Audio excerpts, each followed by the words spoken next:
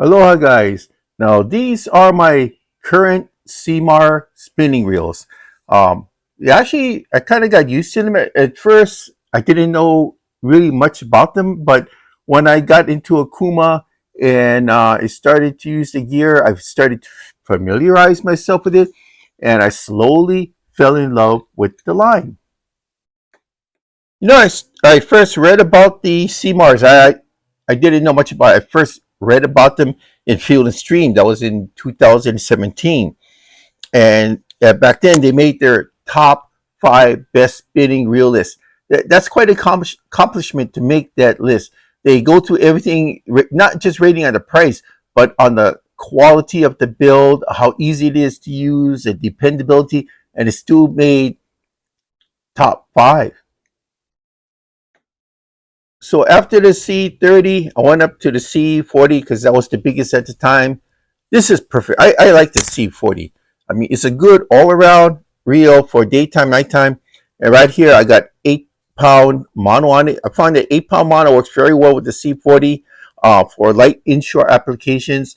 When I had the C30 along the shorelines, I used to use 6 pounds, but there are times where, even the 6 pound wasn't enough. So what do I like about Ceymars? I mean, it's a spinning wheel. I mean, spinning wheels are very basic, like bait spinners. Um, it is what it is, right? But basically, they're dependable. For the most part, they are dependable. Most spinning wheels are. You occasionally going to get a few here and there because they're mass produced. They might have a few quirks, but that's just going to be just that one for that one unit. So these have good loud clickers.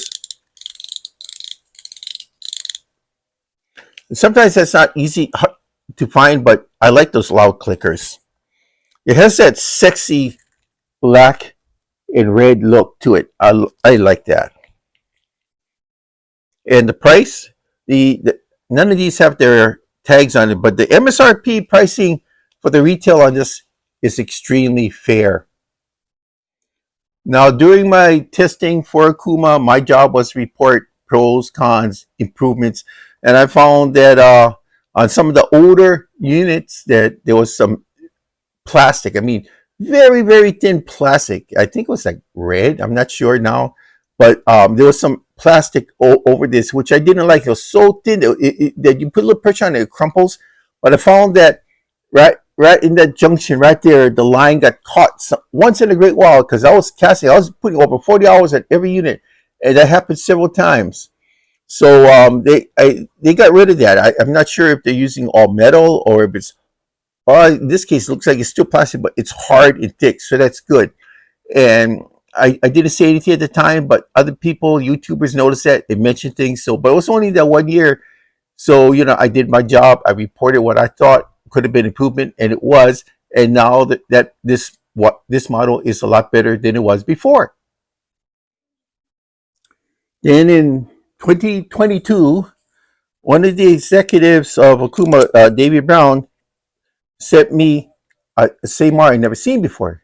Nobody's seen it. HD, Ceymar HD. Well, it's bound to happen. So this is the smallest one. He first sent me this one. This is great for ultralight along the coastline. Powerful little sucker. I really like this reel. So I really thank Kuma and Davey for sending this to me. It's like a miniature Big Ceymar on steroids. Basically, that's it. So later on that year, November in Canada, at the Big Rock Canada show, the Ceymar HDs won a big award. So don't know what the award was, but they won an award for this model here. So that's pretty damn good. So since I work with Gomexus as well,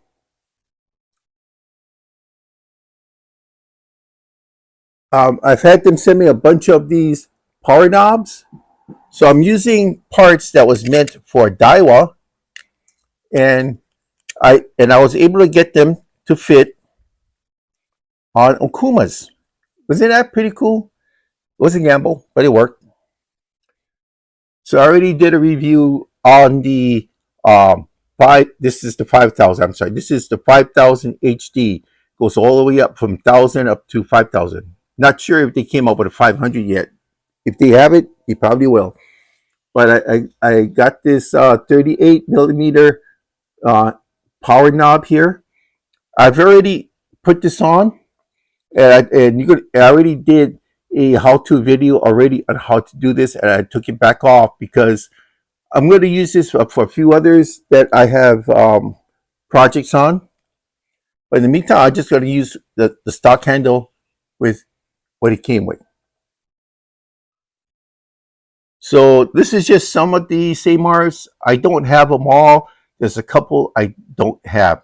Now, none of these are the A's. There's the Ceymar A, the Ceymar ODT, which is a limited edition, Ceymar bait feeder A, and the regular bait feeder. So I don't have either one of those because here in Hawaii, we don't go for catfishing or other type of fish species that require bait feeders. So we don't use that here. And the Ceymar H. So this is what I currently have here. I have a few others, but they're basically the same type of models, just different sizing. Plus, with the list that I read off to you and what you see here, there are also two more Ceymars, but they're bait feeders. And if you're into, like I said, the freshwater scene, those would be good for you too. To be honest, I've never used one because bait feeders are not very popular in Hawaii, even though I have them and I use them on occasion. So that's my report on just basically a synopsis of the Ceymars. They are a good brand of reels.